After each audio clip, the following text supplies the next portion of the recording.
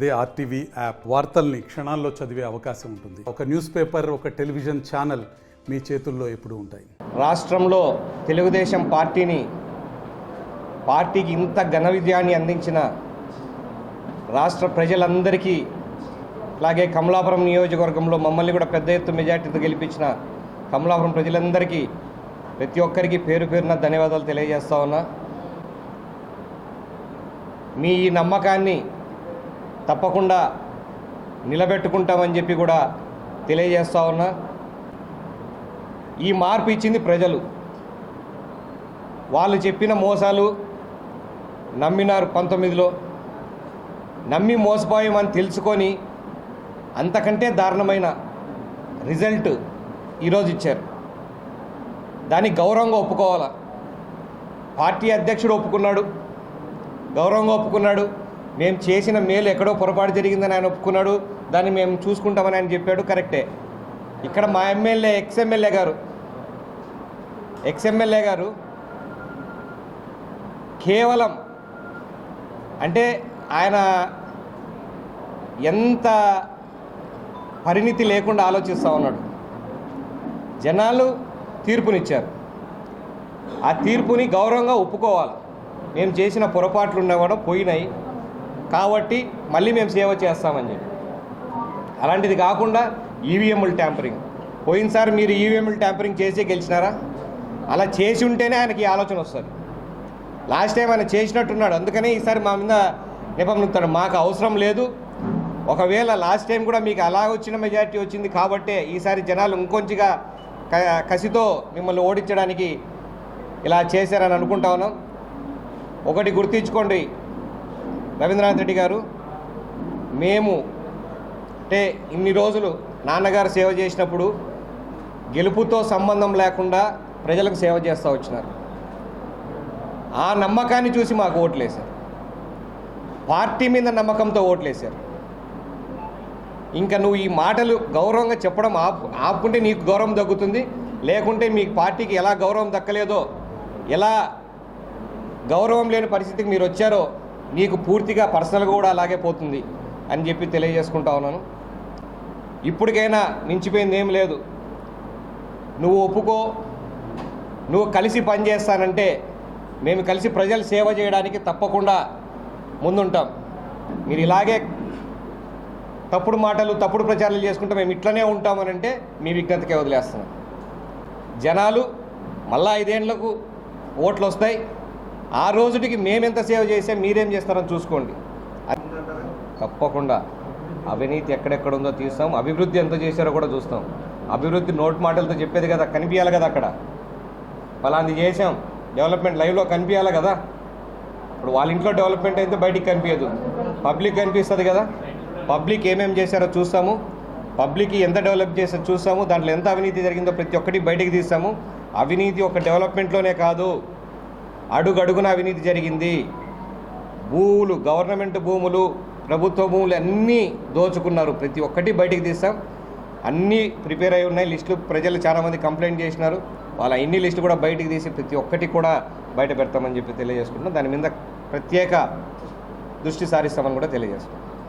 Miracles ఏం జరగలేదు, మార్పు గమనించారు. లాస్ట్ 2 టైమ్స్ మీరు ఏం చెప్తారంటే రాజశేఖర రెడ్డి గారు చనిపోయిన తర్వాత సొంత జిల్లా మనవాడు గెలిచాలని చెప్పి ఒక ఆలోచన అయితే ఉన్నింది.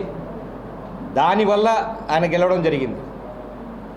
14లో అక్కడికి టైట్గా తీసుకొచ్చాం మా మీద నమ్మకంతో. 19 అయితే స్టేట్ వైడ్ ఒక మేనియా వచ్చింది జగన్ గారిని గెలిపించాలని చెప్పేసి, దానివల్ల గెలిచారు. అంతేగాని మేము చేయలేనటువంటి పని కాదు.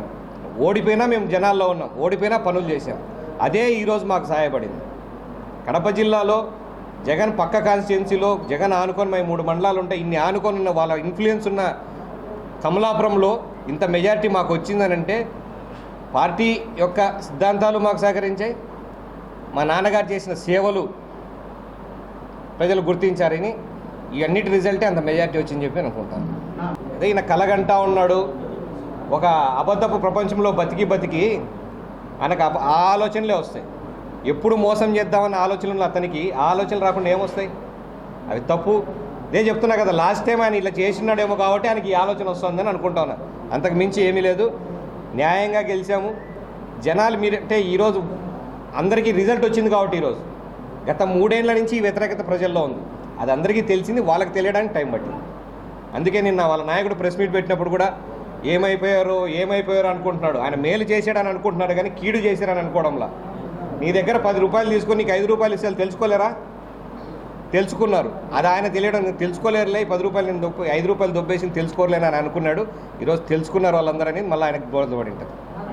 మేము ఎక్స్పెక్ట్ చేసాం, నమ్మలేకపోయే పరిస్థితి లేదు. స్వీప్ అవుతుందని అనుకున్నాం, 150 సీట్లు దాటుతాయి అనుకున్నాం, దాన్ని 160కి దాటింది. కానీ నమ్మలేని పరిస్థితులు అయితే లేదు. మేము ఎక్స్పెక్ట్ చేసాం, మేము ఈ మెజారిటీ కూడా ఎక్స్పెక్ట్ చేసాం. తప్పకుండా ఇంత మార్పు ఉంది ప్రజల్లో. ఎందుకంటే గ్రౌండ్లో మేము తిరిగినప్పుడు ప్రజల నుంచి వచ్చే రెస్పాన్స్ బట్టి మాకు ఈ అవగాహన ఉంది, ఇంత మార్పు ఉందని మేము చెప్తా వచ్చాం. మీ అందరికీ కూడా చూడండి, మీరు అనుకున్న దానికన్నా మెజారిటీలు ఎక్కువ వస్తాయని చెప్పారు ఇంత ముందు ప్రెస్ మీట్లో కూడా అదే జరిగింది. సెంటిమెంట్ అనేది పక్కన పెడితే జనాలకు అందుబాటులో ఉంటే సెంటిమెంట్లు ఏం పని చేయవు. జనాలకు సేవ చేసినంత వరకు ఏ సెంటిమెంట్ ఏం చేయదు. ఆ సేవ చేయలేని రోజు ఎవరైనా గద్దె దిగాల్సింది. లక్ష్యాలు ఉన్నాయి, ఇంతకు ముందు నుంచి ప్రయత్నం చేసింది. మా నాన్నగారి కళ ప్రతి ఎకరాకు నీళ్ళు అందించాలా, దాని మీద గట్టి ప్రయత్నం చేస్తాం. అవకాశాలు ఉన్నాయి.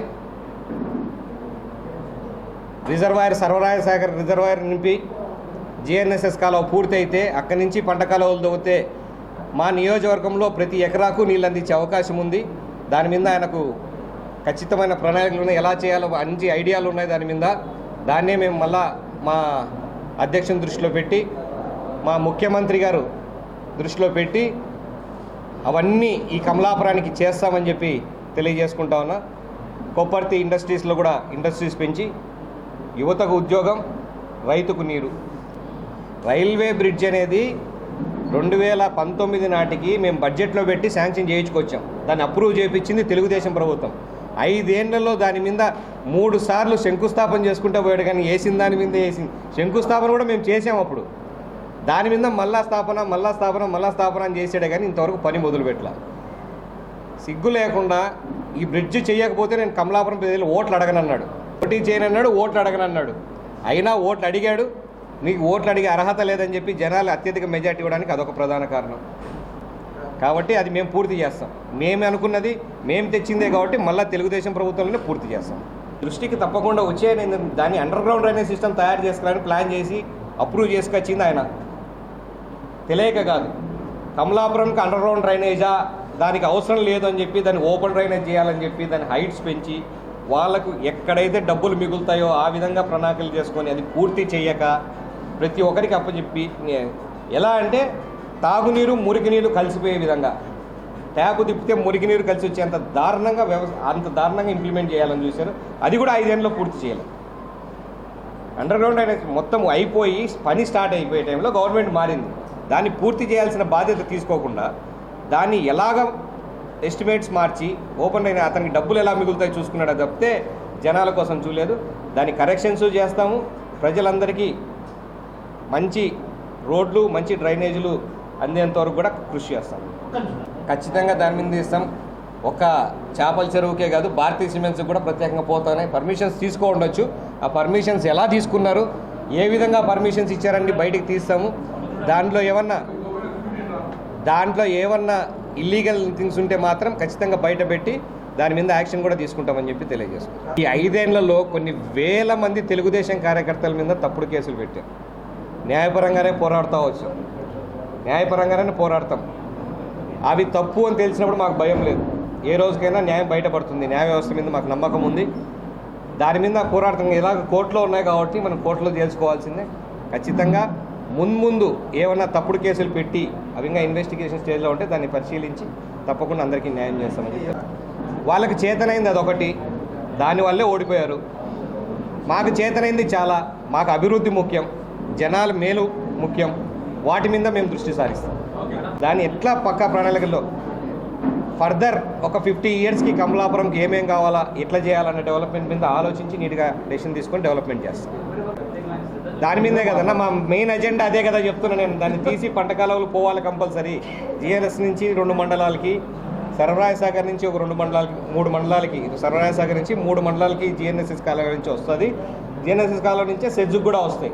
అన్ని రకాలుగా ఉన్నాయి. విత్ గ్రావిటీలోనే వస్తాయి. నువ్వు ఎక్కువ ఖర్చు పెట్టాల్సిన అవసరం లేదు, పంపు పెట్టాల్సిన అవసరం లేదు, లిఫ్ట్ పెట్టాల్సిన అవసరం లేకుండా వచ్చే అవకాశం ఉంది కాబట్టి ఖచ్చితంగా వాటికి ప్రణాళికను చేస్తాను తప్పకుండా. అవి మరిన్ని వీడియోస్ కోసం ఛానల్ ని సబ్స్క్రైబ్ చేయండి, లేటెస్ట్ అప్డేట్స్ కోసం వాట్సాప్ ఛానల్ ని ఫాలో చేయండి అండ్ లింక్ డిస్క్రిప్షన్ లో ఉంది.